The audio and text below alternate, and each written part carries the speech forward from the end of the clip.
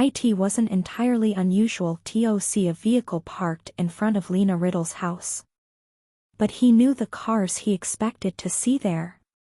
He was careful, after all, this was his territory and he made sure he knew exactly what took place in his territory. The truck parked in front of Lena's house now wasn't one he wanted to see there. It belonged to a newcomer. It belonged to a cop. One who'd been in the sheriff's office last week. One who'd been talking to Lena Riddle in town last week. One who'd been talking to Lena Riddle rather often, as a matter of fact. Seeing that truck parked in front of the woman's house now had him furious, for so many reasons. He'd finally made a decision about what to do with his girl, and he'd come to take care of things, and now, he couldn't. Not while there was a cop a few hundred yards away. Why, he muttered to himself as he retreated into the trees. Why in the hell was the cop there? What did he want with Lena? He'd done some asking around about Ezra King. Knew the state cop was on leave. On leave. And out of his jurisdiction. But that didn't mean much to some cops, he knew. Apparently King was one of those, the kind who'd caught a scent of something and he didn't want to let it go. Or maybe all he had caught scent of was Lena. Still, on leave or not, he was showing too much interest in that woman, an interest that hadn't started until after the phone call reporting the screams. Damn it. Damn her. Right then, he didn't know if he was damning Lena, or damning his girl, or damning them both. As he got farther from the house, he broke into a run. It was hot out, hot and muggy, and sweat dripped down his arms. Under the long-sleeved shirt he wore, sweat stung the scratches on his arms. Scratches from her, from his pursuit of her through the woods. Fortunately, considering his job, it wasn't unusual for him to be seen wearing long sleeves, and nobody would think twice of it. The scratches would heal, and they weren't deep enough to scar. New plans. He needed to come up with a new plan, something that might deter the cop. Give the cop something else to focus on. The cop, damn it. The anger ate him, but he'd be careful.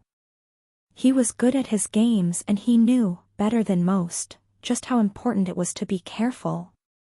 I don't know if my legs are gonna work, Ezra mumbled against her neck. They still leaned against the wall and Lena was pretty sure that if he let go of her, she would just sag to the floor, maybe sleep for an hour or 2.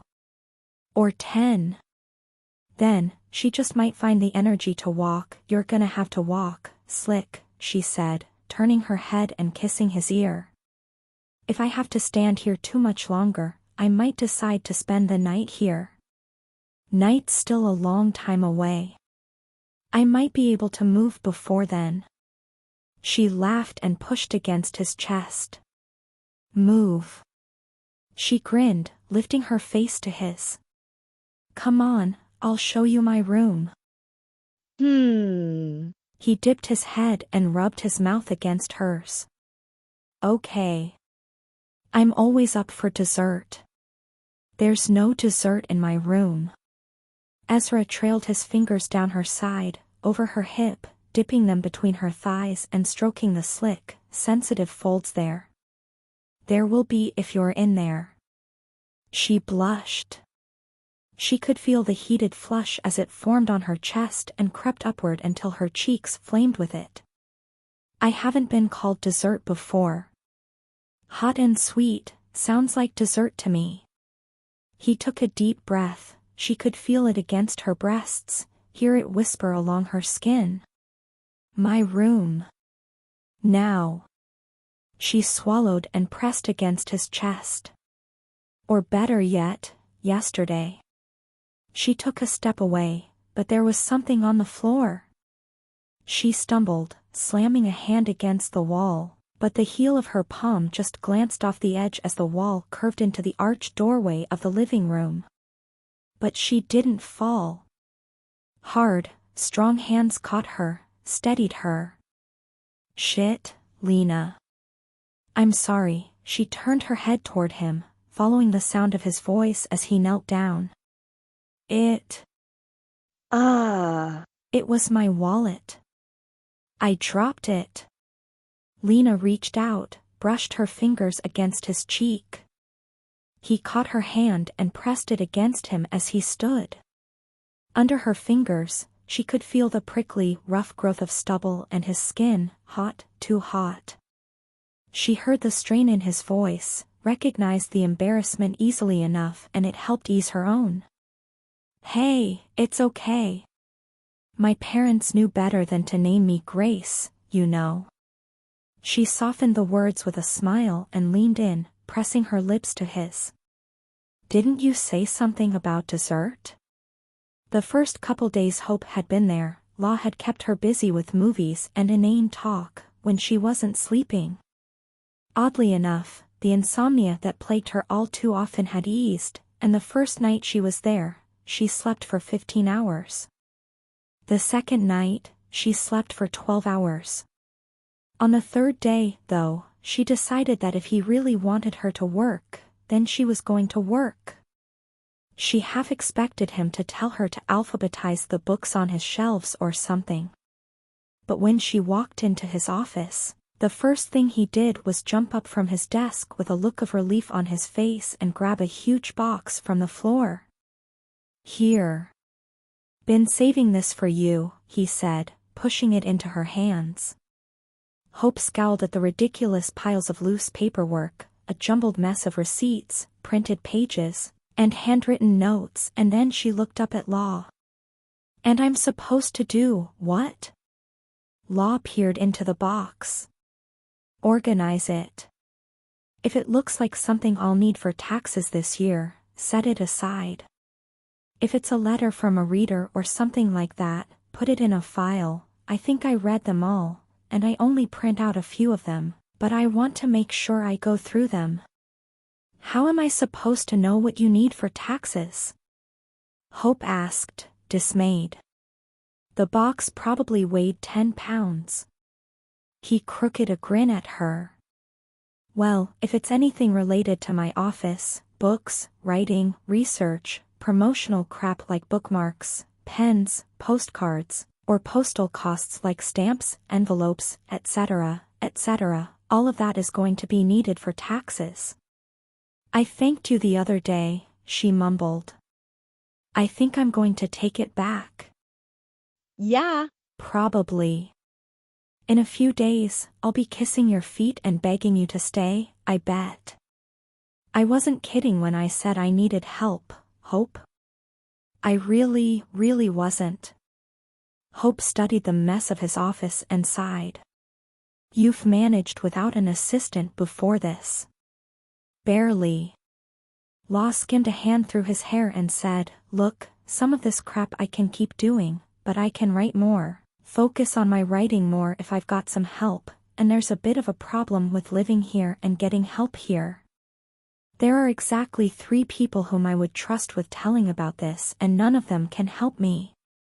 He spread his hands wide and said, "They work full-time, they got stuff going on, and this is going to be a time-consuming job, especially at first." The master of understatement. That was Law Riley, Hope decided hours later as she sat at the second computer station he had set up in his office. At first, she hadn't realized it was a computer station. The computer had been hidden behind the books, boxes, the books, the padded mailers, the books. As she stretched her arms, she studied the floor-to-ceiling bookshelves he had along the length of one wall. He owned more than one copy of 8 of the books she had cleared off this desk.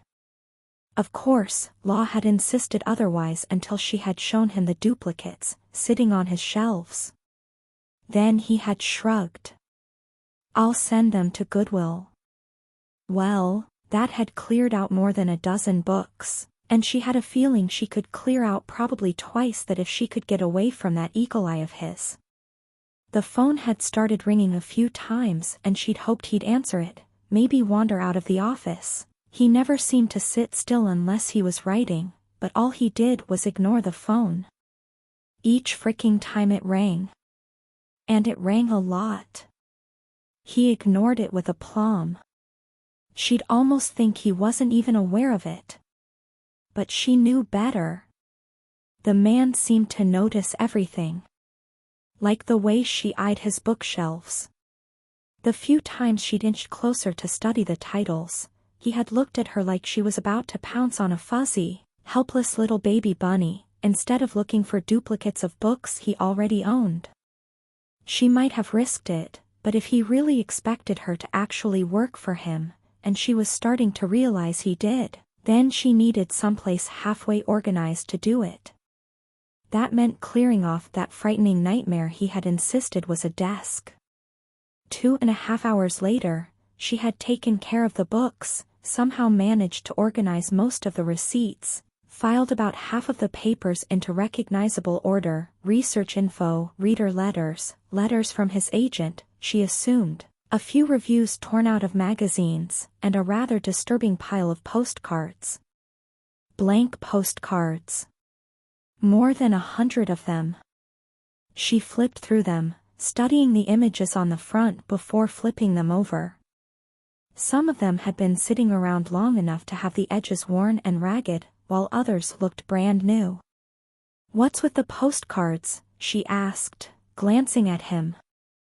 "Possible book locations," he replied, his tone absent. He had a glazed look in his eyes, almost hypnotized. She lifted her brows. "You plan on writing a book in Adair, Iowa? What exactly is in Adair, Iowa?" "Nothing, that I know of." He slanted a grin at her. "That means there's probably something. There's always something, somewhere.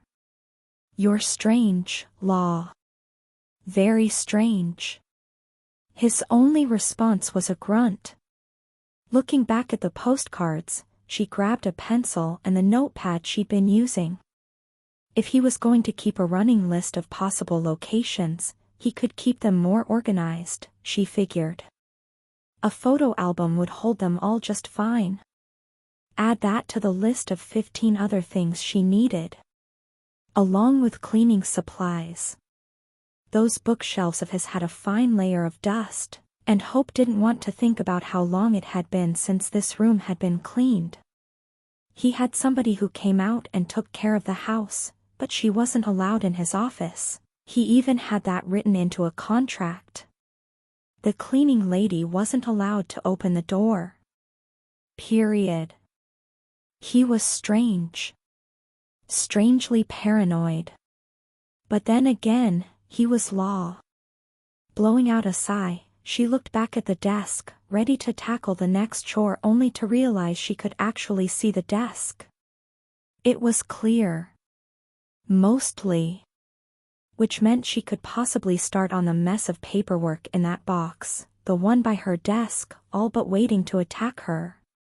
It seemed like that pile loomed higher and higher. And his paranoia is rubbing off on you. "Hey, can you take care of my email for me?" Law called out. Spinning around in her seat, she stared at him. "Your email.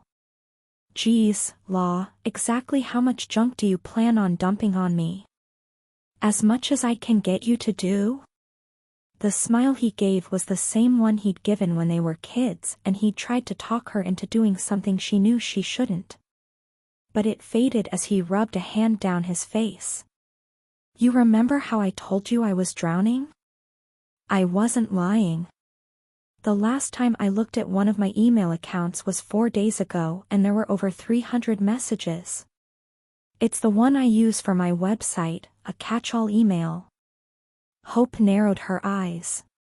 "Maybe we should discuss some kind of wage here." He named a figure that had her jaw dropping. "You're not serious. For answering email? Filing? Cleaning up this style you call an office? You could hire somebody for half that." "I am hiring somebody, you."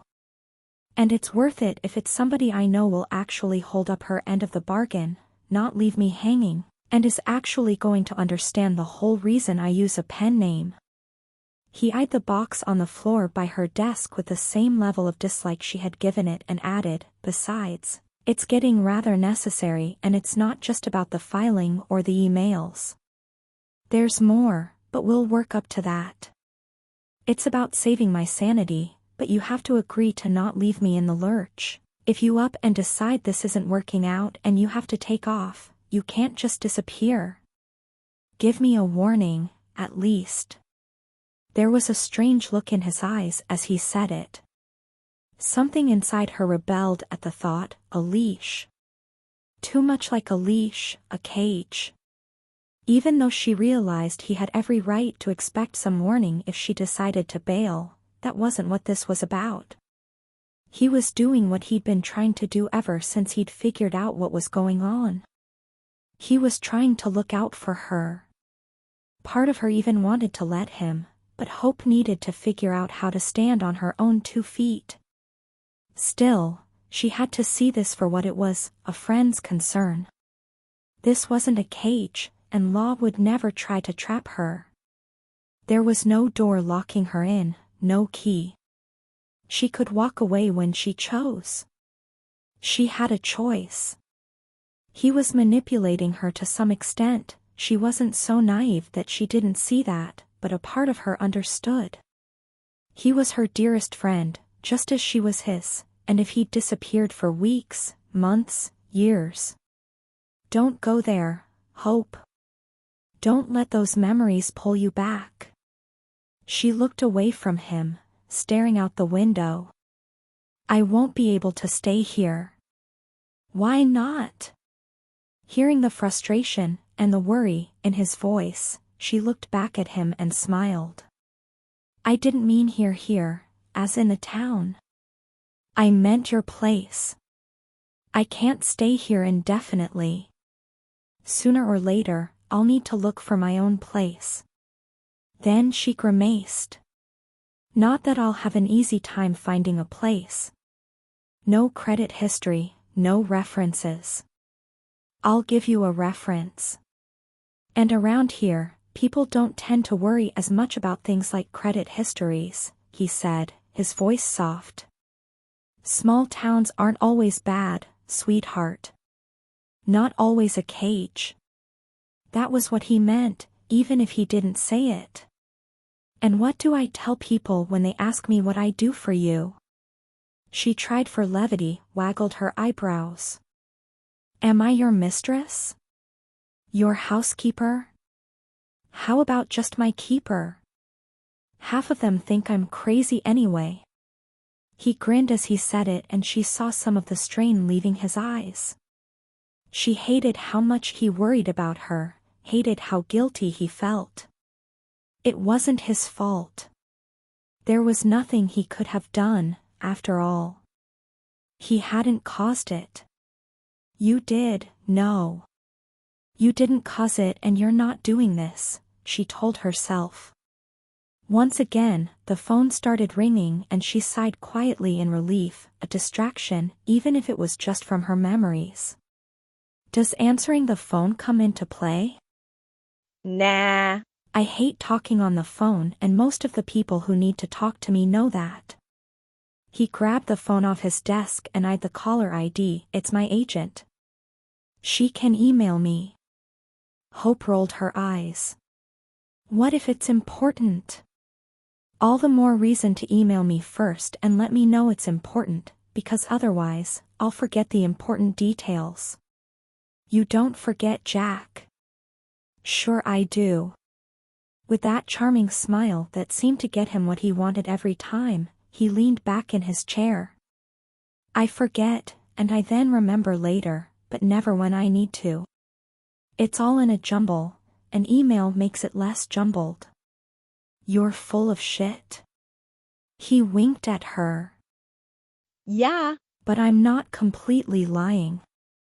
My brain works on a priority scale and right now, this story is priority, especially now that you're here. Taking a deep breath, she looked at Law. Okay, boss. What emails and what passwords and exactly what am I supposed to be doing? She had a knack for this, but Law had already figured that much out. Hope was the organized type, and she always had been. In school, she was the meticulously organized one who had known exactly where all of her assignments were and when they were due, and usually his and Joey's, as well. In the past few years, even though she hadn't lived anywhere close to him, she was the one who helped him manage little details he would have forgotten ages ago, emails and names he never would have thought to keep track of. She didn't seem to realize it, but she had been doing this sort of thing for him unofficially for years, except for, no. Best not to think about that time right now, because if he did, she was going to pick up on it and he'd already seen how hard she was fighting to keep level, to keep straight.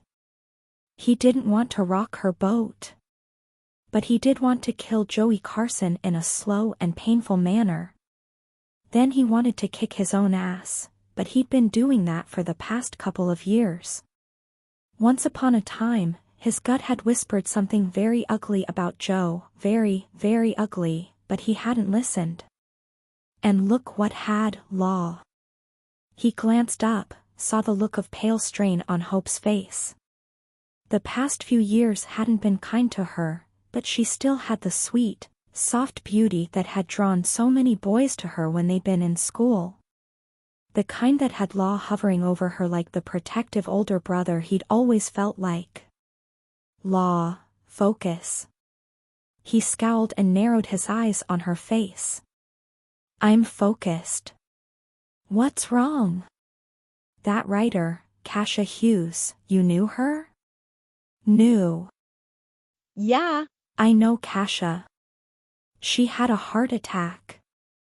Hope's eyes went dark, sad. She died this morning. It was past 6 on Tuesday and Lena felt utterly decadent. Most of the past 2 days had been spent in bed with Ezra. Well, in bed, in the shower, once on her back porch. Right now she was back in the bed, wrapped around that long, oh so nicely muscled body of his. You know, I've spent more time in bed the past week than I usually do in a month, she murmured, smiling a little.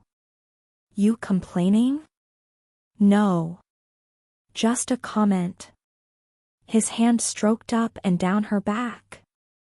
She traced her fingers along his torso, taking quite a bit of pleasure as she learned his body. And damn, what a body. He had a hard, flat belly, long, lean limbs, and his hands, whoa.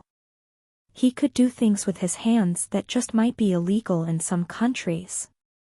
Then there was his mouth could almost put his hands to shame, and if she wasn't careful, she just might start whimpering in need if she thought about it too much. He was smiling. She could feel the curve of his mouth pressed against her temple.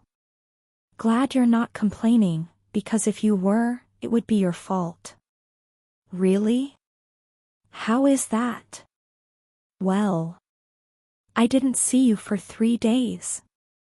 Lena laughed. I had to work, she reminded him. She hadn't seen him at all Thursday, Friday, or Saturday. He had called shortly before she was supposed to leave on Saturday, but she hadn't had much time to talk. When he'd shown up at her doorstep Sunday, she tried to keep it cool, casual, letting him inside, offering to cook dinner. They'd made it halfway through the foyer, and he'd stroked a hand down her back. That was all it had taken, and she'd just about pounced on him. Since then, the hours had passed in a drugged, sexual blur of pleasure. Lena's sex life had been limited. The last guy she'd been serious with had been Remy. Sex with him had been fun, hot, and easy.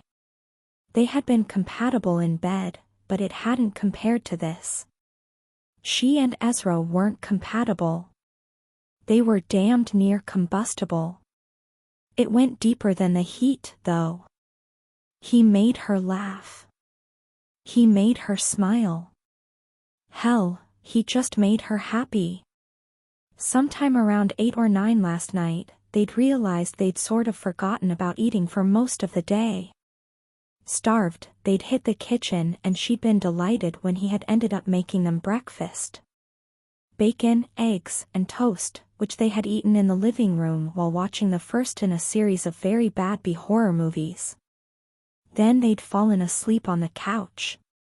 She'd woken to his hands on her hips, his mouth between her legs. Lena was pretty certain she'd had more orgasms in the past 2 days than she'd had in the past 2 years, combined. And that probably included those she'd given herself. She knew she'd laughed more, smiled more since they'd decided to rethink the friends-only thing.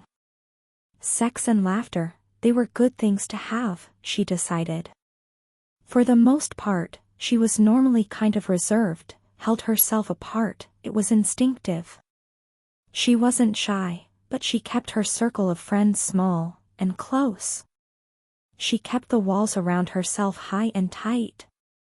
Ezra had a way of smashing through those walls. Actually, it was kind of like the walls just fell down. They didn't even exist for him. Smiling, she rubbed her cheek against his chest and sighed. He combed a hand through her hair, absently toying with the ends. "You've got that smile on your face again," he murmured. "Like Sylvester the cat just got a hold of Tweety Bird, once and for all." "Do I?" She smirked and sat up, stroking a hand down his chest. Yeah. "Kind of makes me wonder what you're thinking about." "Nothing, exactly. Just this." She shrugged, absently circling a finger around his navel. He jumped and caught her hand. "Quit that." A grin tugged at her lips. "Quit what?" Unable to resist, she wiggled around until she was sitting up and raked the nails of her other hand down his side. When he flinched and caught that wrist as well, she started to chuckle. "You're ticklish." She wiggled her hand free and poked him in the side again, and he swore, catching her. She tried to roll away and they ended up wrestling across the bed, laughing and swearing, although most of the swearing came from Ezra every time she managed to get free long enough to poke him in the ribs, under his arms. Even a light touch across his spine was enough. Whoever would have thought the big, tough cop would be that ticklish, she teased as he rolled and pinned her beneath him. "Brat," he muttered, stretching her arms over her head and holding her wrists in one hand. Biting the tip of her tongue, she twined a leg around and managed to stroke her big toe down his instep. He swore again and used his knee to press her thighs apart, pinning her hips against the bed. "Would you quit it?" That last move had the length of his cock pressed snug against her sex. Her breath lodged in her throat and she shivered, moved against him as best as she could. You know what? I bet you could distract me, if you really, really tried," she suggested. "You've been torturing me and you think I should make love to you?" He paused. "Okay." But when he reached down and touched the tip of his fingers to her swollen folds, even that light touch was even to make her flinch in pain. Ezra eased back. "You're too sore," he muttered. "Am not." Well, maybe, but she didn't care. Yeah. He nipped her chin and started to move lower, kissing a line down her body, blazing a trail from her mouth all the way down to her navel, her pubis. By the time he reached the sensitive folds of her sex, she was all but ready to beg him. Bending her knees, she dug her heels in the mattress and pressed down, arching her hips upward. He cupped her butt in his hands and blew a cool puff of air against her. She cried out. The feel of his tongue against her was like the silken lash of a whip, pained pleasure. Each touch, each stroke against her swollen tissues had her heart racing faster, her blood pumping hotter. "More," she muttered, rocking against him and reaching down, fisting her hands in his hair. It was thick, soft as silk under her hands. The hunger was a burning, empty, aching knot inside, growing, spreading. It was going to consume her, drive her insane, and still, he taunted. Teased. As she panted and cried out, he lifted his head and traced his tongue around her entrance, teased her clit. Damn it, Ezra, she whimpered. A hard, calloused hand closed on her ankle. For some reason, that firm, unyielding touch had the knot of hunger inside her tightening, twisting. What, baby, he muttered, his breath hot against her wet flesh. What do you want? I want, the words were trapped in her throat. Slamming her head back against the mattress, she jerked her leg against his restraining hand. He tightened his grip and dipped his head. His teeth lightly grazed her clit and she froze. He did it again and then, he bit down and gently tugged. Lena came with a harsh, nearly breathless scream. She was blushing. Wrapping his arms around her middle, Ezra rubbed his chin against the soft curve of her belly and smiled as he watched her squirm. Damn it all, but he loved the look of her. Her eyes were all heavy and sleepy from sex, her cheeks flushed, a faint smile curling her lips even as she squirmed in embarrassment. You know, I'm really glad I don't have close neighbors, she said, her voice husky and soft. They would have had the sheriff out here 8 or 9 times in the past 2 days. Nah. After the first time or two, I would have convinced them everything was okay. He pressed a kiss to her hip bone. She opened her mouth to say something else, but her belly interrupted with a loud, demanding growl. Amused, he nuzzled the silken skin there and then sat up. Maybe we should go eat. Fuel up for the next 24 hours. Lena grimaced. Food sounds good, but we can't do another marathon like this, at least not tonight. I've got to do some running around town tomorrow, otherwise I won't be able to until Sunday or Monday. I hate trying to get it all done before I have to work at the end of the week. Does that mean I can't stay the night? Ezra asked, trying to ignore the hollow feeling he had inside when he thought about walking away. Slow, remember? You were supposed to be friends, and then you were going to take it slow. And how fucking slow were they taking it? He showed up on Sunday, without calling, again planning on a casual meal, and they hadn't so much as left the house. Unless you counted having sex on the porch as leaving the house. He needed to back off a little, he figured. Back off. Slow down. Give her some space. But even as he tried to convince himself that was the best thing to do, Lena caught his wrist and turned her face to his hand. Oh, I'd love if you stayed the night. We just can't have crazy monkey sex all night and I've got to be up early for Puck. Then she grimaced. Plus, I've been bad, I need to take him out for a walk tonight. I try to walk him every day and I didn't yesterday. You're too sore for crazy monkey sex. Plus, I think we're running low on condoms. He ran a hand through his hair and stood up, grimacing as he studied the bed. Your bed is a mess, beautiful. She flashed him a grin. I'll tell you what. I'll do dinner. You do the bed. Sheets are in the hallway closet. Lena was adding a little more seasoning to the steaks when the phone rang. Absently, she answered, her mind more on Ezra than anything else. Hey, it's me. Hey, Law. What's up? Listen, I know I'm supposed to run you into town tomorrow, but I can't. I'm on my way to the airport in Lexington right now. Heading out of town for a few days. Lena frowned and closed the cabinet, trying to pinpoint the heavy, somber tone she heard in Law's voice. He sounded nothing like himself. She'd heard him irritated, impatient, charming, and mad, but she hadn't ever heard him sound so sad. Is everything okay? She asked, gripping the phone nervously. His sigh drifted over the receiver. No. I just got word that a friend of mine died this morning. I'm flying out for the memorial and funeral. Will you be okay? Maybe your cop can run you into town or something? Law, I'm so sorry. She swallowed, at a loss for anything else to say. What could she say? Hearing Ezra coming into the room behind her, she turned toward him and automatically reached for him. It felt so natural, doing just that.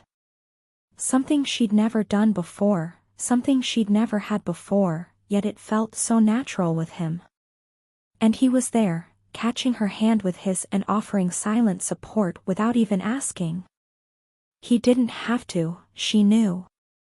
He realized something was wrong, and he wanted to be there. Lacing her fingers with his, she closed her eyes and focused on the phone, and Law. Will you be okay, for a few days? If your cop isn't free, maybe Ross can run you into town? I'll be fine. I'm the last person you need to be worrying about right now, she told him, her voice thick, her heart aching for her friend. Not entirely true. You're a friend, friends don't get relegated to the back burner. He paused, sighed. I've got to go. As Law disconnected, Ezra stroked a hand down her back. Absently, without even realizing it, she leaned against him, resting her cheek against his chest. Everything okay? A friend of Law's died this morning. Ezra was quiet for a moment and then murmured, Kasha Hughes, maybe? Lena lifted her face to his. Kasha? Kasha Hughes. I know that name. Mystery writer. He has a friend, Cassie, he talked about Cassie a lot. She was. Yeah. She was a friend. She's dead? I saw the news feed when I was online earlier, checking my email. She had a heart attack. They were friends? Yeah. She rested her head against his chest and slid her arms around his waist. I lost my dad and that just about did me in when I was a kid. You never really get over it, but Dad's the only one I've ever lost. Law's lost his parents, and now one of his best friends. Man, I hurt for him. This is awful. The air around Ezra was tense, tight. A soft, rough sigh shuddered out of him and he said, awful doesn't describe it. Remembering what he'd told her about his partner, his lover, she winced. I'm sorry.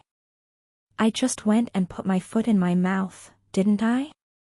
It's okay. He kissed her brow.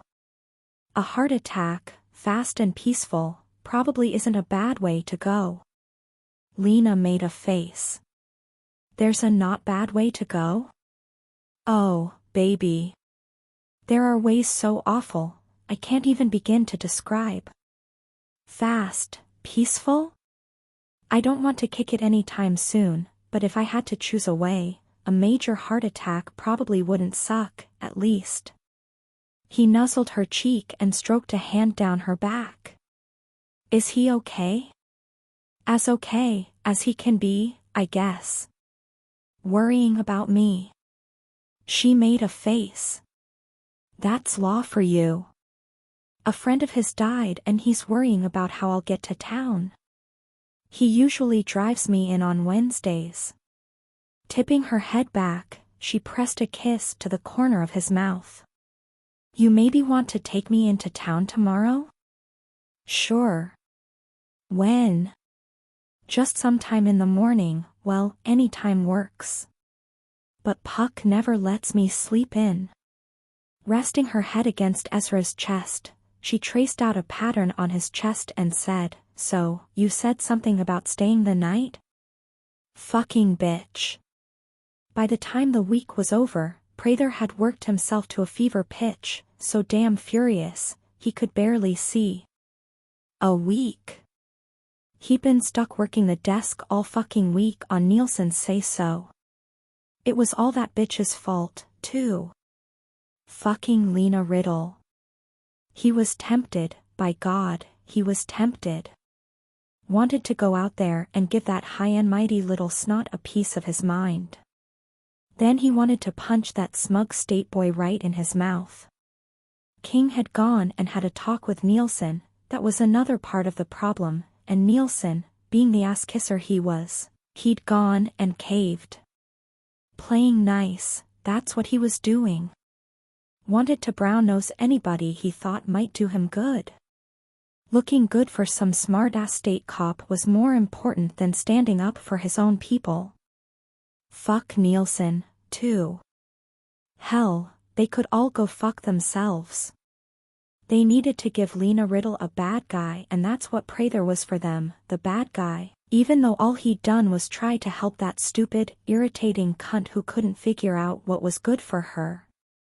Stupid whore. His eyes narrowed as he thought back to how she stalked onto his grounds and demanded he do something. Bitch had nerve. Had that fucking puppet of hers with her, too.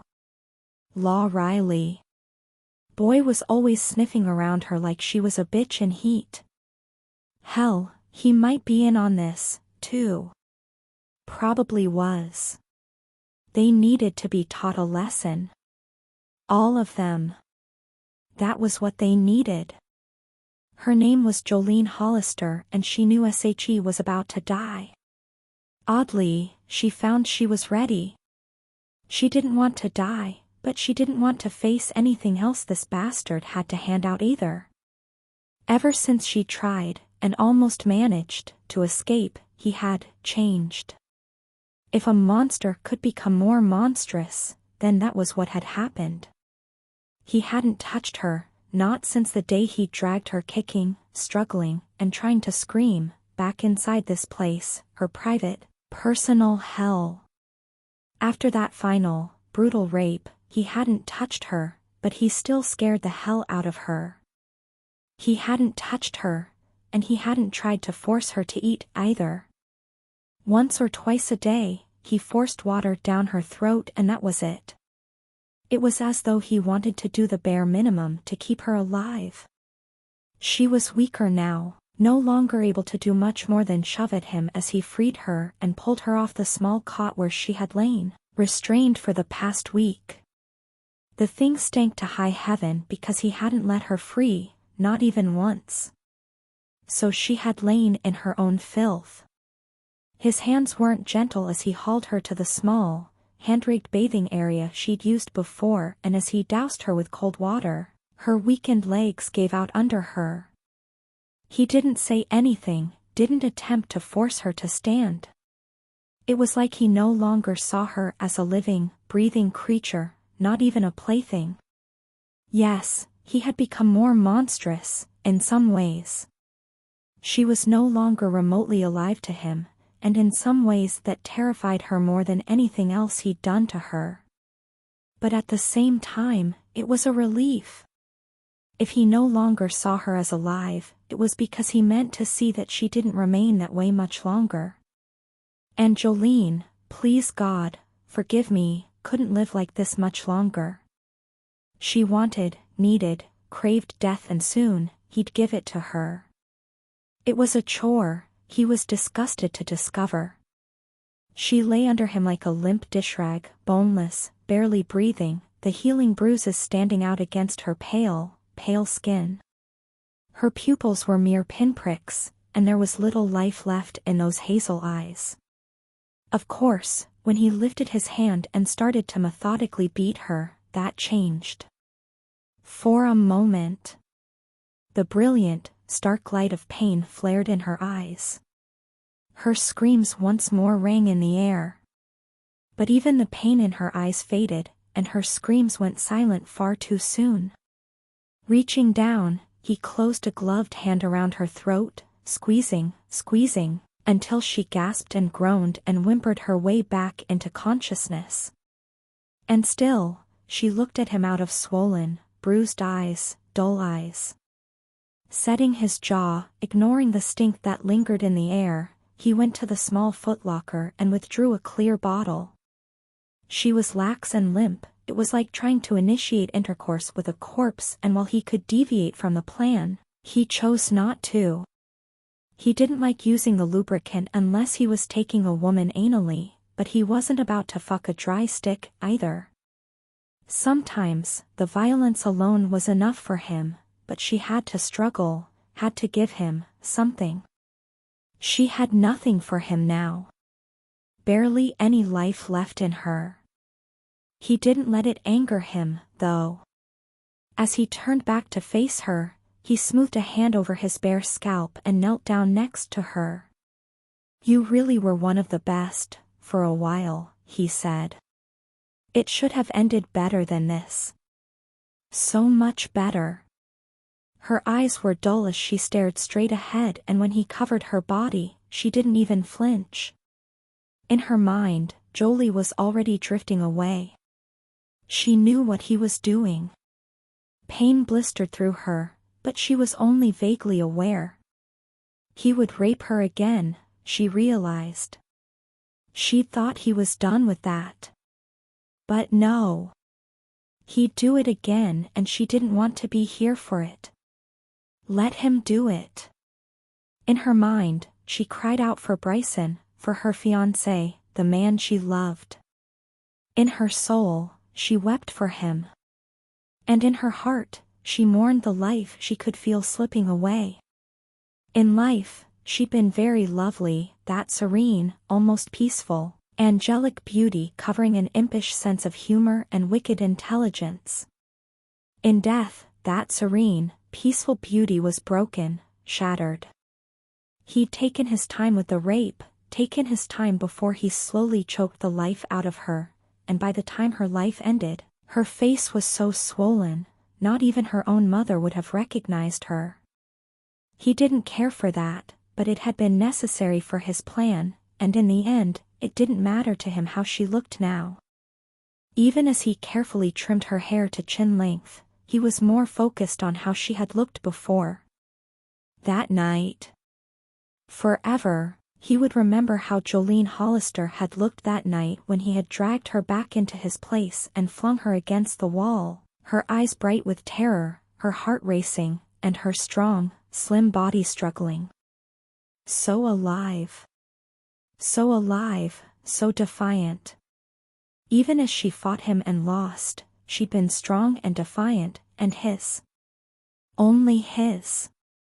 He took care to clean up the loose hair, taking only what he needed and tucking it safely away, then gathering the rest to be disposed of. He could do that easily enough in the morning. Tonight, he had another task to see to, and instead of his normal routine, he had a new plan in mind. He took little notice of the bruises as he cleaned her carefully, wrapping her body in a sheet of plastic before carrying her out of the trees under the cover of darkness. This was a risk, but it was a calculated one. One he felt he needed to take.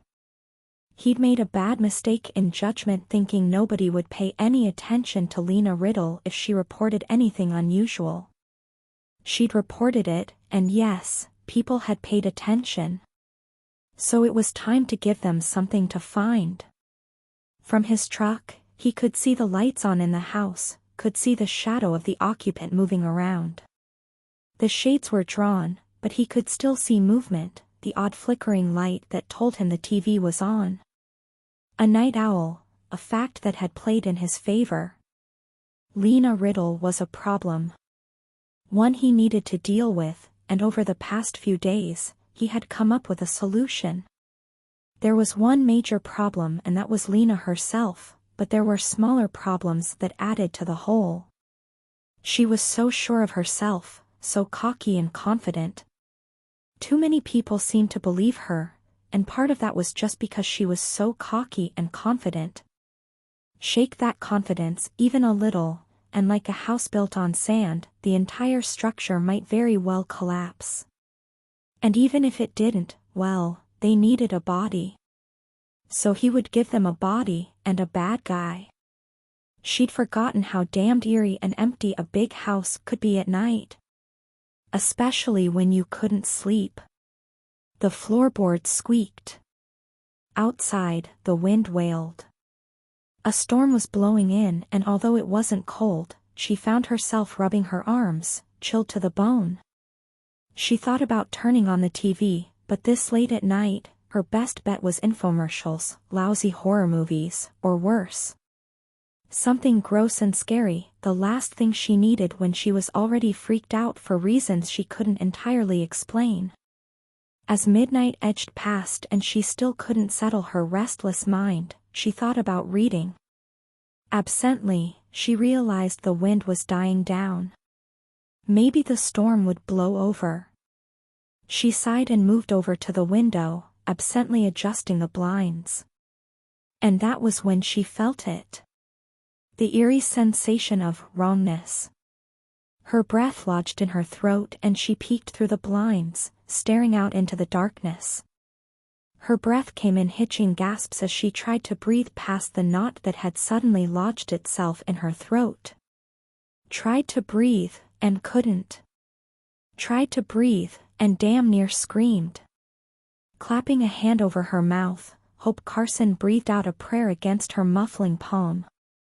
One step after another, she backed away from the window. She'd just seen a shadow. Out there in the darkness, where she shouldn't be seeing anything. Moving toward Law's workshop. A man. Carrying something. Phone calls at close to 1 a.m. were bad news. Really bad news. Nobody called at 1 a.m. just to chat, so whoever was on the phone must really need to talk, but he was still going to commit bloody mayhem. Grouchy, irritable as hell, Law grabbed the cell phone from the bedside table and snarled, "What?" Law, Hope's shaky, terrified whisper was a splash of icy cold water, and one hell of an effective wake-up call. "Baby, what's wrong?" "Huh?"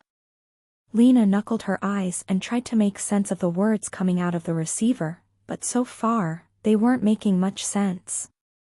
"Where's your cop? Is he there with you?" "My cop? You mean Ezra?" Lena asked. Coffee. She needed coffee, especially if she was supposed to make sense of a phone conversation with Law at, what time was it again?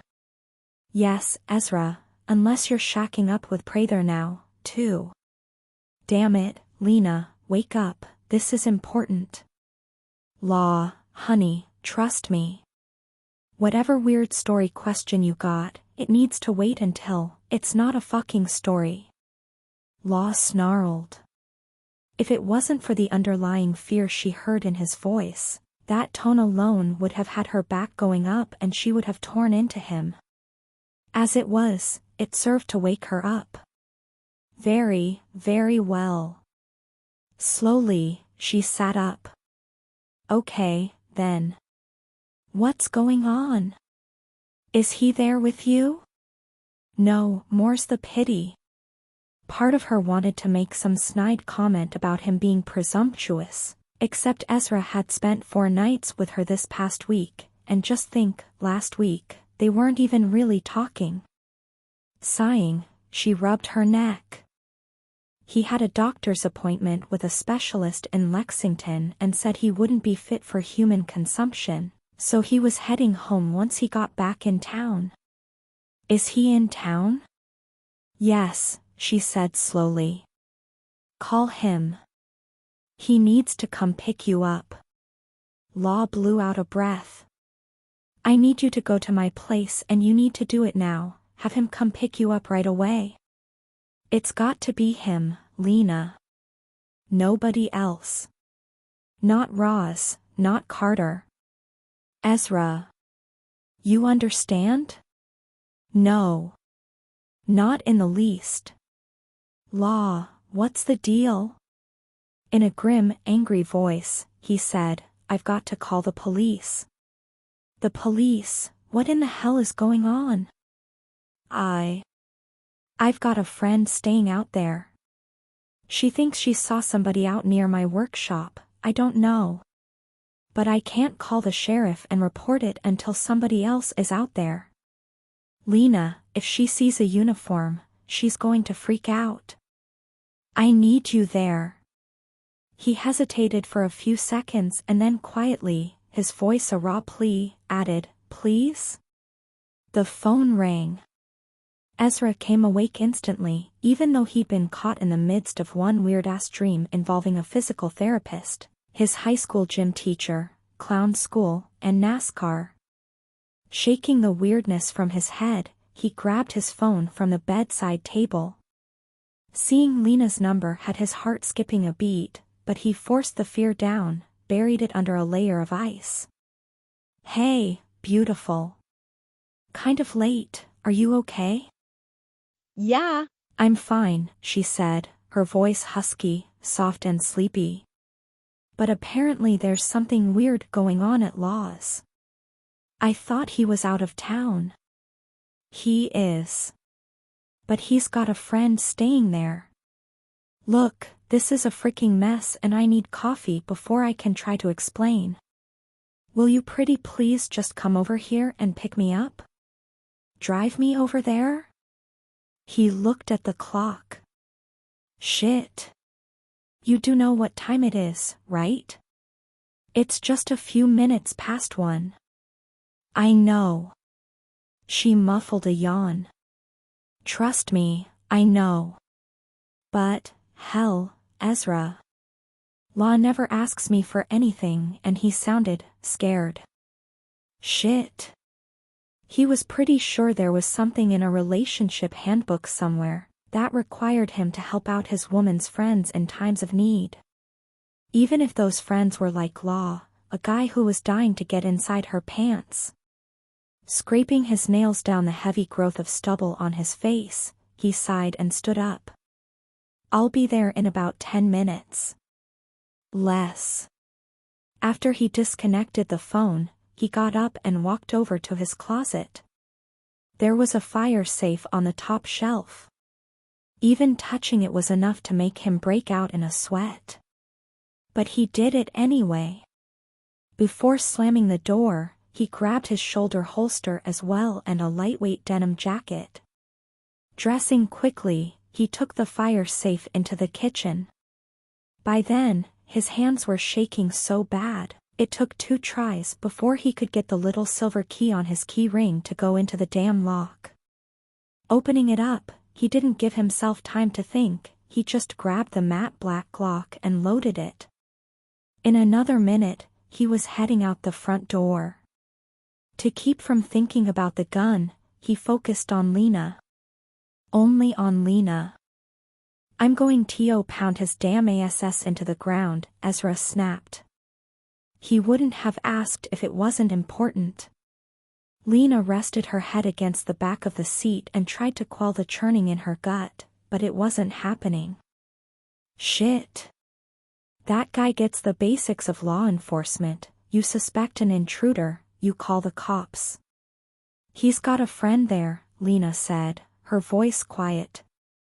Law just doesn't have friends out at his place. He doesn't. And he doesn't ask for favors. But he asked me for one. I can't tell him no. Ezra almost missed the turnoff. Law liked his privacy, guarded it the way a dog guarded a beloved bone, one might say. Paranoid, had Ezra called him a little paranoid? He hadn't been detailed enough. Exactly what was the deal with this friend, anyway? There are lights on, Ezra said softly, as they rounded a bend. A lot of them. No county cars here yet. Law will be giving us time to get here. The car stopped in front of the house and she climbed out, called for Puck. The dog jumped out, but there was a reluctance to his steps. He made a sound low in his throat, tugging against his harness. For reasons she couldn't explain, it made her heart skip a beat. Ezra, you don't see anything, do you? If I did, you really think I would have let you get out of the car? He asked. His voice was weary. Puck is staring off toward the woods. Past the house. It's not Law's place that's got him spooked, it's something else, out in the woods. Whoever it is, whatever it is, don't think he's still here, though. That bruiser of yours is too calm. He doesn't like being here, but I get the feeling if somebody was still out there, he'd be all but dragging you inside the car. Lena rested a hand on Puck's head and smiled. Hear that, boy? He's calling you a bruiser. In that moment, she was feeling very, very appreciative of her dog, too. An eerie, cold tingle raced down her spine and she gripped Puck's leash tighter. Hope you've called the sheriff's office by now, Law, she thought. Hey, do you? Do you have a gun? There was a brief pause. Yeah. I've got one. His voice was brusque, hoarse. Seriously hoping I don't ever need to use it, but I've got one and yes, I brought it. Blowing out a breath, he said, What's the deal here, Lena? Why was it so important that we come here before he could call the police? I don't really know. All he told me was that he had a friend here and that if she saw a uniform, she'd freak out. He started to swear, long and hard. Stop, Lena said. Whoever it is, it's not because she's had trouble with the law. He's not a pushover. If whoever it was had legal trouble, they'd just have to deal with it. Law wouldn't be dragging me out of bed over something like that. She pushed her hair back from her face and sighed. You're right, you know. Law does have a decent understanding of how things in law enforcement work, he really does. He wouldn't have asked this if it wasn't important. Ezra's only response was an irritated grunt. Resting her hand on his arm, she said, Come on. Let's go talk to this friend of his. Law couldn't have timed his call to the police more perfectly. Lena had just knocked on the door when they heard the first wail of sirens. She heard footsteps, but they froze, as though the woman inside had heard the sirens, too. Hope. Hope, my name's Lena. Law called me, asked me to come over. He figured you'd want somebody else here. The door cracked open. Lena stood there waiting, Puck at her side, Ezra at her back. Law called the police. A soft, thready voice came from inside the house. God. There was so much terror in that voice, Lena thought. 4 words, and there was more fear in those 4 words than Lena thought she'd ever heard in her entire life. More fear than Lena had ever felt in her entire life. What had been done to this girl to make her so scared of cops? Yeah. He was worried about you, said you saw somebody moving around outside. He wants to make sure you're safe. Hope gave a strained, tight laugh. Safe. The door inched open just a tad bit wider. Reaching up a hand, Lena rested it on the door. Then she turned her face to Ezra. Maybe you could wait out here a little bit, give me a minute? Ezra sighed. Yeah. He caught her arm, tugged her close. Dipping his head, he murmured softly into her ear, It's not going to help much, though. They'll have to talk to her. And Law wasn't wrong. She's so damn scared, she looks like she's about ready to go through the roof if somebody even looks at her wrong. The last damn person Ezra wanted to see climb out of that county car was Earl Prather. As it slowed to a stop, Ezra closed his eyes, muttering under his breath, Please not him. Please. I'll be good. I'll go to church and sit right next to Miss Lucy. I'll put $100 in the offering plate next Sunday. I swear. As Prather climbed out, Ezra shot a dirty look up at the sky. Not much for deal-making, huh? But he wiped the disgust off his face, and by the time Prather drew even with him, he had his legs stretched out in front of him and his hands folded on his belly. All he needed was a bottle of beer, and he couldn't have looked more relaxed. Sometimes, as much as he hated to admit it, appearances were everything. "Nice night, huh, deputy?" Prather gave him a look of acute dislike. "What are you doing here?" Lena got a call, was asked to come over. "As she can't exactly drive over, I gave her a lift." "You just happened to be handy?" Prather asked, narrowing his eyes. Ezra gave him a slow smile. "Well, I won't go into detail about that. My mama raised me right, you know, and she'd have my hide if I was talking about a lady that way." "Humph. So why in the hell did Riley call Lena and 911 in the middle of the night?" "Hey, I'm not the cop here." He shrugged and played dumb. "On leave, remember? Plus, I'm out of my jurisdiction. I'm just playing chauffeur tonight. I heard somebody was nosing around the back, though."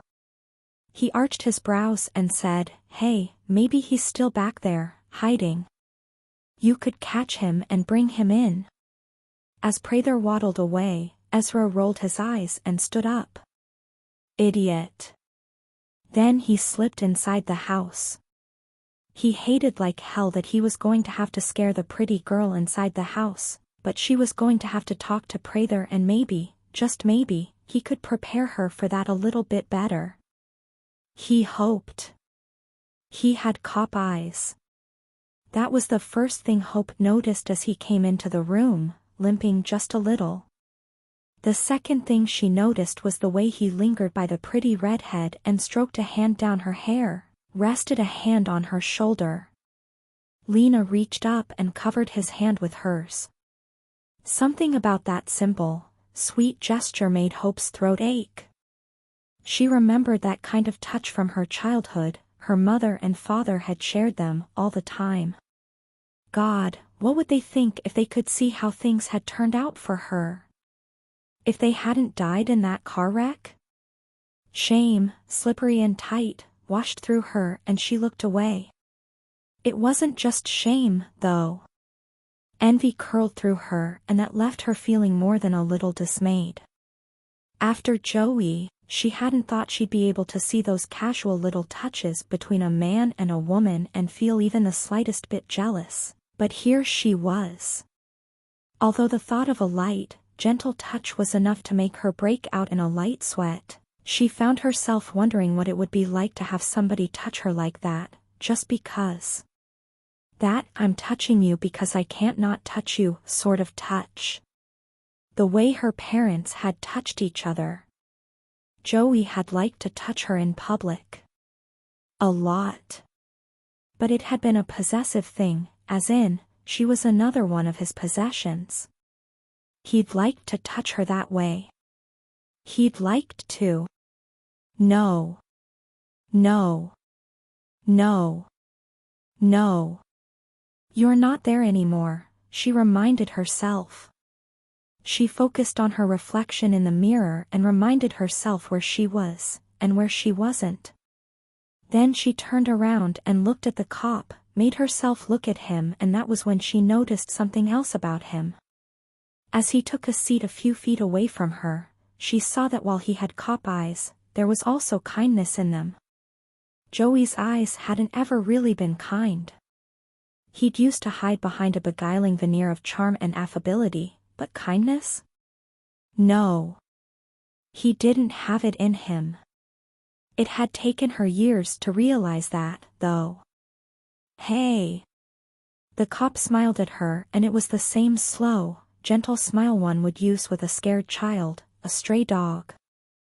Hope hated that she felt about as likely to bolt as a nervous, scared stray.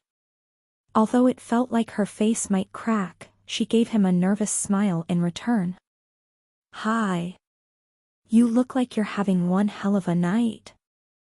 I'm Ezra. Ezra King. A friend of Lena's, a friend of Law's." And you're Hope, right? You okay, there, Hope? Hope shrugged, a jerky, restless shrug. Her head was pounding, aching, and her shoulders were so tight, so tense, one wrong move felt like it would cause her to shatter. Seeing somebody out there where they shouldn't be, that's going to give anybody a bad turn. He took a deep breath and then said, "The county sheriff's office sent a deputy out. He's taking a look out back, but he'll have to talk to you. Just tell him what you saw, it will take a few minutes, then you're done. Lena can stay in here with you, if you want."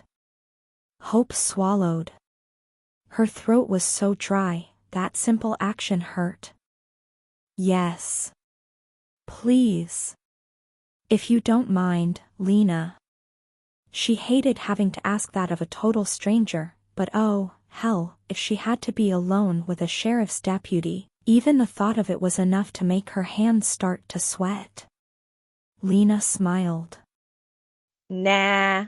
"I don't mind. Trust me, you aren't getting me out of this house until you get me some coffee." The dog at her side sat up, his head cocked. Hope watched as his owner leaned forward, rested a hand on his head. "What is it, pal?" she murmured, stroking his head. The dog just sat there, watchful. Alert. Listening. Looking away from the dog, trying not to think about the county deputy wandering around outside, Hope said, "So, coffee. I can make coffee. It's never any good, though. Want me to try anyway?" The man stood up. Slowly, she noticed. Like he was trying to do his best not to freak her out. It was nice of him, she knew. But she was so freaked out already, it didn't matter. "How about we all go in the kitchen? You can show me where the coffee is and I can take care of it. I'm an old hand at coffee." "Oh. Okay. Maybe I can find where Law keeps his donuts stashed." A grin slashed across his face. And Lena chuckled. "Cops and donuts," she murmured. "Tell me, detective, there any truth to those myths?" He sighed and patted his flat belly with a lean hand. "Me and donuts have this love-hate relationship, just like lots of other cops and lots of other donuts. It's a personal thing." She could smile, Hope realized. 5 feet away from a cop, even though he wasn't wearing a uniform or flashing a badge at her, there was no mistaking it. He was definitely a cop. But he didn't make her want to run screaming. And she could sit there and smile. It was a start, right? Less than a minute later, the lighter atmosphere shattered as they heard the wail of other sirens. Followed by more. When there was a loud, booming knock on the door just a few seconds later, the pit of her stomach crashed to her knees. Her heart jumped to lodge in her throat, and dread crawled along her spine as Ezra moved to open the door. Even if she didn't know something about how law enforcement worked, Hope would have realized something was wrong just by the way Ezra's eyes darkened, the way his mouth went tight. Prather might be a lousy cop, but he was still a cop, and Ezra knew by the look in his eyes there was something seriously wrong, and unless the idiot was even more of a clown than he had thought, then it was bad wrong. "What's the problem, Prather?" Ezra said, using his body to block the door when Prather might have tried to push his way inside. 3 cars came pulling up behind him and out of one of them came Sheriff Dwight Nielsen. He made a beeline for the porch, but Prather was already in Ezra's face, and judging by the glint of battle in Prather's eyes, the boy was gunning for blood. "Where in the hell is Riley?" "A little unavailable," Ezra said, keeping his voice mild. Until he knew what exactly was going on, there was no need to share more than that. "Deputy, you need to step back," Nielsen said. Prather all but vibrated, all but shook as he turned to stare at Nielsen. "I always told you that man had something wrong with him," something seriously fucked up, and I was right. We need to right now, Nielsen said, his voice low, cold, and all the more effective for it. It would seem we have a crime scene that needs to be processed, so instead of getting in this man's face, maybe we should take care of that. Ezra didn't look away from Prather. But his question was directed at the sheriff. Nielsen was the only one, so far, who'd showed any appreciable amount of common sense. Crime scene? You're on leave, city boy, remember? Prather jeered. Prather, you're about to find yourself on leave, unpaid, if you don't shut the flying fuck up, Nielsen said. His gaze cut to Ezra's and he said, you're welcome to come along, but remember, you have no authority here. No authority, Ezra had no problem with that. Hell, he didn't want any authority. He shut the door behind him and followed the sheriff out behind the house. Hell, knowing Prather, it was nothing more than death. Even from out here, he could smell it. Remembering the eerie way Puck had been staring off into the woods earlier, he was suddenly damned glad of the solid, heavy weight of his gun. Law grabbed the phone off the bedside table and punched in Lena's cell phone. Damn it, if she didn't answer this time, he was going to wring her neck. Halfway through the second ring, she answered. You're an impatient bastard, buddy, you know that, she said in lieu of greeting. What in the hell is going on? Don't know yet, Lena said, sighing. County Sheriff has men out here and Ezra is out there with them, but that's all I know right now.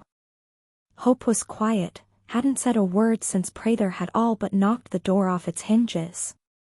Lena wished there was something she could say to calm her down, but she didn't know what would do it. Hell, she wasn't exactly calm.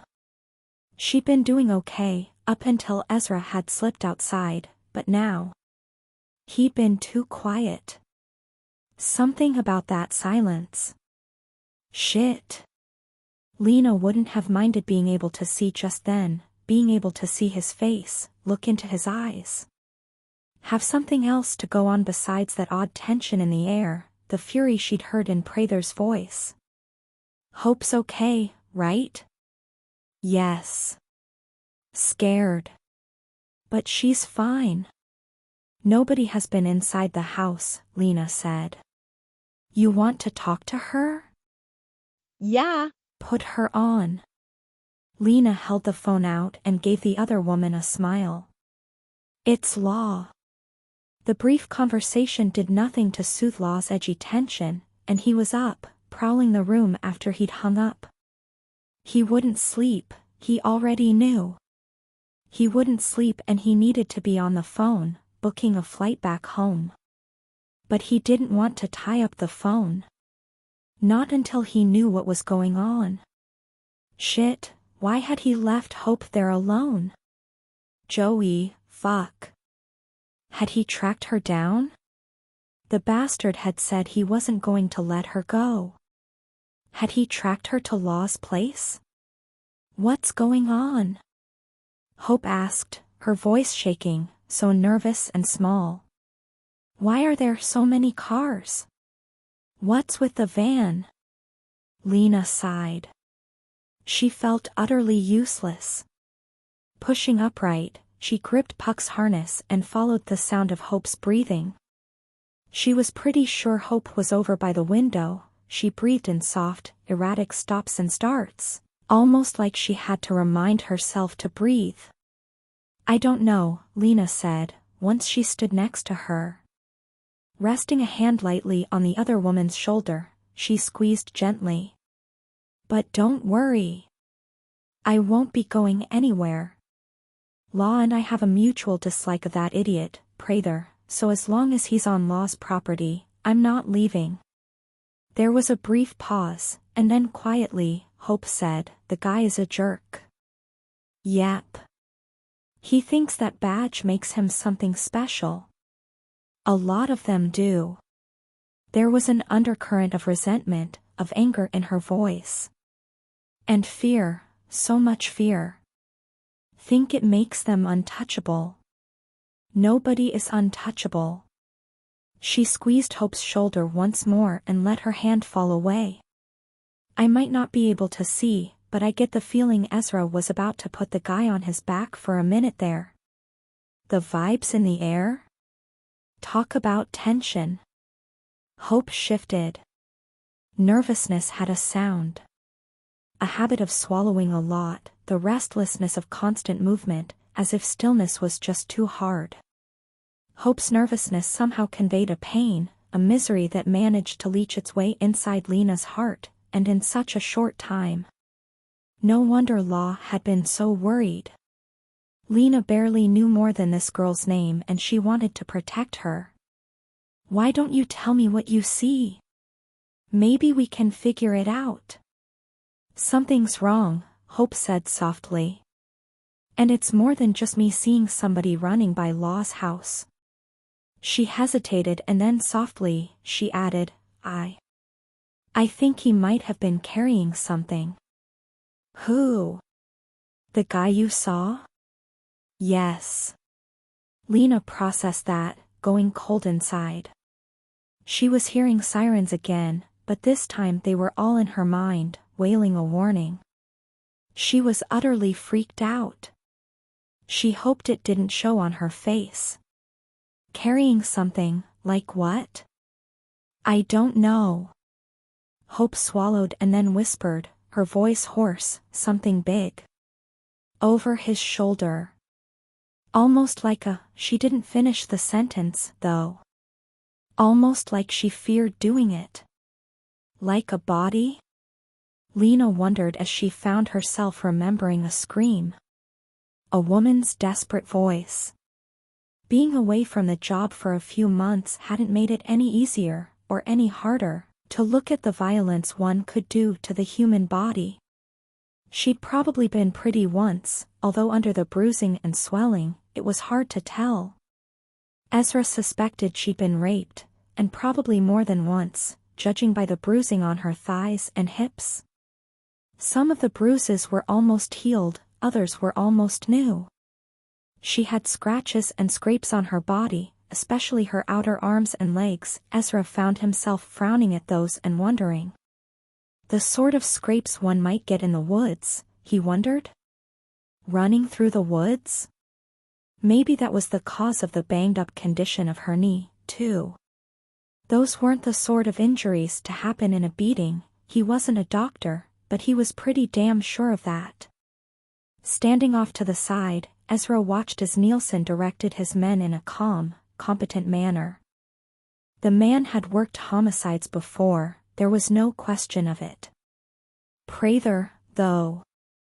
Prather was proving to be one major pain in the ass kind of problem. Fucking pervert, I always knew he was messed up, Prather muttered as one of the deputies had to leave the scene to go puke his guts up. Prather looked a little green and his eyes glittered with anger, but unfortunately, he wasn't going to excuse himself from the scene. Too fucking bad. Always knew that Riley was a sick sumbitch, he said. Always knew it. Running on too little sleep, his mind whirling with too many angles, Ezra opened his mouth when he shouldn't have. Riley didn't do this. Prather's eyes narrowed. You sound pretty damn sure of that. I am sure of it, Ezra said. Hell, he was allowed to have a personal opinion on that.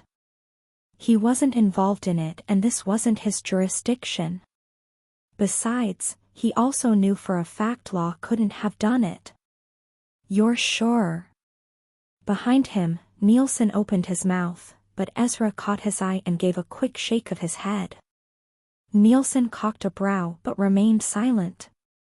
Yeah. I'm sure. He shoved away from the wall and moved toward the body, crouching down beside her. She'd been young, too young, and somebody had brutally, painfully cut off that life. A few short hours ago, she'd been alive. Well, Mr. Big City Cop, let me spell something out for you, although you shoulda already figured this out, being so smart and all. This here is what we call a crime scene. We got us a dead body, and as this is Riley's home, he's going to be the prime suspect. Ignoring Prather, he glanced at Nielsen and asked, "You got a pair of gloves?" Nielsen, without comment, passed them over. A humorless smile curled Ezra's lips as he studied the way the blood had pooled in the lowest points of her body. It was no surprise that when he touched the woman's body, she was still warm. Cooling, but warm. Pity and anger churned inside him as he saw the bruises that also marred the girl's buttocks. "I hope they find who did this to you, sweetheart," Ezra thought sadly. He didn't do anything else. This wasn't his case, this wasn't his jurisdiction, and he hadn't ever worked homicide. But he knew the basics. The woman hadn't been dead long. Law wasn't in town, hadn't been for a couple of days. Stripping off the gloves, he balled them in his fist and met Prather's gaze. "You are an idiot," Ezra said shortly. "The biggest fuck-up excuse of a cop I've seen in a while, and I've seen some fuck-ups." "You stupid son of a bitch," dismissing Prather, Ezra looked at Nielsen. "I imagine you've got all sorts of questions for Law Riley, and if I were you, I'd have them, too. But you need to start rethinking those questions. Law Riley has been out of town for 3 days. Nobody knew this but Lena, me, and the friend he has staying in his house. So," he said, shooting a thin smile at Prather. "Being a big city cop and all, let me tell you what you have here, it's definitely a murder. But it's a setup. And $50 says she wasn't killed here. Sometimes, once the shit started rolling, a guy just couldn't get out of the way fast enough. This was one of those weeks, it seemed." Law lowered the phone and stared at it stupidly for a second, convinced this was some sort of prank call. Then he lifted it back to his ear. "You need me to what?" Lena sighed. "Hang up and call from wherever you're staying, not your cell phone, either." "A landline," she said tiredly. "Call the number I gave you." "I can't explain any more than that." "Can't." He heard the fury vibrating under her voice and he knew he needed to hang up and do just what she asked, but first. "Lena, just tell me Hope's okay." "She's fine, Law. She's not hurt, I promise." When he called the number Lena had given him, it was Sheriff Dwight Nielsen who came on the phone, and he was about as informative as Lena had been. But the fact that he had a law enforcement official on the phone was a bad sign, one that had his blood turning to ice. "Thanks for your cooperation, Mr. Riley. I'm going to have to ask you to return home immediately." "I realize this might be bad timing, Law drawled as he sat down on the edge of the bed and then lay back, staring up at the shadowed ceiling. He was staying at Cassie's place, her husband, also a friend, had insisted. Law knew the poor old guy just didn't want to be alone yet, and he couldn't blame him. "I helped bury a friend today and you realize this might be bad timing. I'm sorry for your loss, but this is urgent."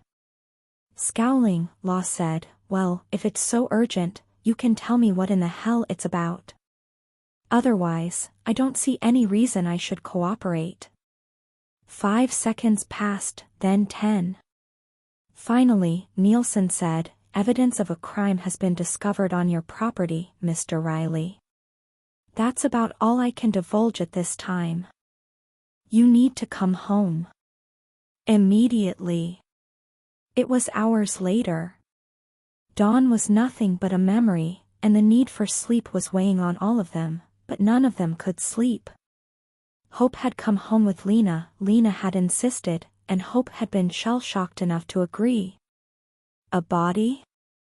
Hope whispered, her voice hoarse, almost broken. There was a look in her eyes, one that said she couldn't quite believe what Ezra had told her. Lena sat silently on the couch next to Hope. Puck sat between Lena's legs, and she kept hugging the dog, stroking a hand down his back. Shaken, scared. Ezra couldn't say he blamed her. Especially since she'd already made the possible connection he'd made himself. Ezra, what if it's the woman I heard screaming that night? There's no way we can know that, he murmured. Not unless the killer up and confessed. But Ezra knew. He suspected Lena knew it, too. Ezra had a feeling things were going to get worse. This whole thing had been orchestrated to throw attention away from what Lena had heard, to focus it on an actual crime, with an actual victim, with the focus on an innocent man, one chosen with a specific purpose. It wasn't any secret Lena was close to Law. Ezra suspected that was why he'd been targeted. It was a pretty damn clear setup in Ezra's mind, although there was no telling if the guy had planned other shit. That thought made his gut tighten in dread. What else? What else might the killer be planning? And what in the hell would he do once he figured out his little plan had just been blown to hell and back? Any attempt to make it look like Law was the killer would now pretty much fall flat, all because the killer hadn't realized Law was out of town. Is he always this quiet about stuff? Ezra asked abruptly. He takes off and only a couple of people know? Lena smiled tiredly. Ezra, if it wasn't for the fact that he usually runs me into town on Wednesdays, I might not have known. Hope only knows because she was staying at his place, and you only know because you were with me when he called about leaving. Law is kind of private. He would have checked, though, Ezra muttered. He wouldn't have just dumped the body. Hope paled, and under her breath, she made a soft, broken little sound, almost a sob, but she cut it off before it could fully form. Wincing, Ezra said, "Shit." Shoot. I'm sorry, Hope. Her face wan, she said, I was up late. I have trouble sleeping a lot and I was moving around. Maybe, she swallowed. When she spoke again her voice trembled at first, and then slowly, it steadied, firmed. Maybe whoever it was saw me moving and just figured it was Law. Lena frowned. They wouldn't have been looking very hard, then. There's no way anybody who can see is going to mistake Hope for Law. Well, if they look and expect to see Law, Ezra shrugged. He's not exactly Mr. Social, right? There weren't any extra cars parked in front of the house, right? Hope gave a wan smile. I've got a car, but I parked in the garage. He's got room for a small fleet of cars in there. Law likes his toys, Lena murmured. So if nobody has reason to expect to see anybody but Law, then nobody is likely to look for anybody but Law, Ezra murmured. He rubbed his jaw and scowled at the stubble. Hell, he needed a shower. Needed to shave. Needed another 5 hours of sleep, and then, maybe a few dozen cups of coffee. Blowing out a breath, he looked at Hope. No, there was no way somebody who had actually seen Hope would confuse her with Law. But if she hadn't been seen, he closed his eyes and pulled up a mental image of the house. Lights blazing. Blinds drawn. All of them, from what he could tell, looking at the front of the house. When we pulled up in front of the house, the blinds were drawn, he said, flicking a glance at Hope. She nodded. Yes. I had a lot of lights on, but kept the blinds closed. If the blinds were drawn, how did you see the man moving? Lena asked softly. I looked out. She rubbed her hands down her arms, staring off into the distance. Law's house, well, I'm just not used to it. It's so big, and quiet. Worse at night. I was wandering around, in the TV room. The blinds on one of the windows, the slats weren't even. She grimaced. I'm weird like that. I went to fix them and I felt. I don't know. She licked her lips and then, her voice hushed, she murmured, you know that expression, a ghost walked over your grave? Where something just feels really, really wrong. That's what I felt. I looked out the window, just peeked through the blinds, and that's when I saw him. You're sure it was a man, Ezra said. Yes. Hope nodded and looked down at her hands. He moved like a man. He was already close to the workshop, near the door. The top of his head was pretty close to being even with the top of the door. Most women aren't that tall. Ezra smiled at her. You've got good eyes, Hope. You notice things. Hope didn't say anything, just stared solemnly at him, her pale green eyes huge and scared. He gave her a reassuring smile. It will be okay, he said quietly. Law wasn't even in the state. He can't get in trouble for this. She didn't look convinced. Lena slid a hand along the surface of the couch until her fingers bumped Hope's leg. Gently, she patted the other woman's knee. Relax. Law's going to be fine, okay? Then she faced Ezra and gave him a breezy smile. You know, this is kind of like my own personal version of Law and Order, or something. She waggled her eyebrows at him. It's kinda sexy. To his surprise, Ezra found himself blushing, and it got worse when he saw Hope darting a curious glance between him and Lena. Yeah. Police procedure is sexy, all right, he mumbled, shoving up from the couch. Behind him, Lena said to Hope, I think I embarrassed him. Is he blushing? Ah, yes. I think he might be. Shit. Ezra scrubbed his hands over his face and shot Lena a dirty look. She might not be able to see it, but he'd bet his left nut she sensed it. She had an impish smile on her face, impish and unrepentant. So is he cute when he blushes, Hope? Now Hope was blushing and staring studiously at her hands, like they fascinated her. Chuckling despite himself, Ezra said, Lena, now you're embarrassing her, too. If the smirk on her face was anything to go by, that had probably been her intention, distracting the other woman. She's probably more embarrassed with you pointing it out, Lena said, grinning. Why don't you go make us some coffee or something? It sounded like a dismissal, but in that moment, he didn't mind. Caffeine was probably the last thing they needed on top of tired, addled brains, but he needed a few minutes to clear his head. A few minutes to think. And plan. There was a woman dead now. If it was the same woman Lena had heard a few days ago, then there was a problem. Until a body was found, the only thing the sheriff's department really had was speculation, instinct, and the word of a woman who wasn't really known for making complaints. It wasn't a lot, but it wasn't nothing either. Now, there was a body.